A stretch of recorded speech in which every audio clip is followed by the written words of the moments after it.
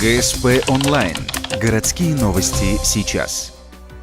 Среда, 14:10. Спортивный зал «Дюсш» номер 2. Открытие республиканского первенства по волейболу. Участвуют школьники 14-16 лет. Помимо хозяев, это гости из Сыктывкара, Воркуты и Инты. Всего 10 населенных пунктов. Это 8 мужских и 6 женских команд.